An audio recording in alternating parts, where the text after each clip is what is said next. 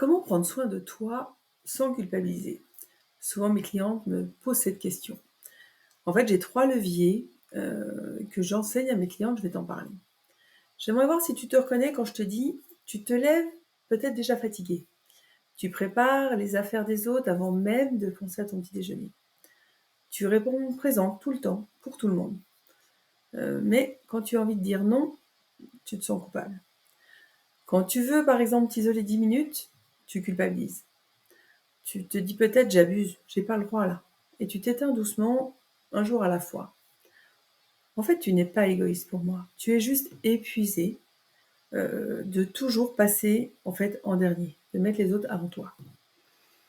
Moi, je l'ai vécu. Moi aussi, j'ai vécu ça, j'ai connu ça. En fait, il y a longtemps, à une époque, je pensais que dire non, c'était peut-être blesser l'autre et dire que moi, j'étais égoïste. Je disais oui à tout, je me suis souvent oubliée, en fait. Résultat, dépression, peut-être des fausses couches et un cancer qui est arrivé après.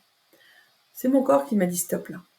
C'est là que j'ai compris que prendre soin de toi, donc de moi à ce moment-là, ce n'était pas un luxe, c'est juste une priorité. En tant que coach, ce que je conseille à mes clientes, j'ai 3 conseils par rapport à ça pour, te libérer de la culpabilité. Le premier, c'est essaye de redéfinir ta notion du devoir. Ce n'est pas pour moi ton rôle d'absorber les émotions de tout le monde. Pour moi, ta première responsabilité, c'est ton équilibre. Demande-toi, par exemple, chaque matin: «Qu'est-ce qui me nourrit, moi, aujourd'hui?» C'est super important. Commence par toi. Ça veut pas dire que tu es égoïste, c'est tu commences par toi pour redonner aux autres par la suite.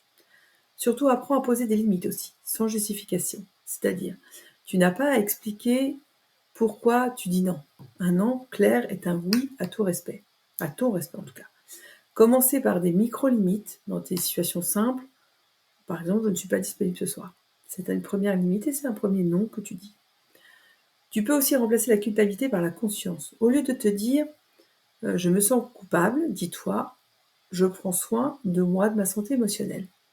Tu peux écrire dans un petit carnet 3 bénéfices que tu ressens après avoir pris du temps pour toi. C'est vraiment important que tu fasses ça pour toi et pour te retrouver toi.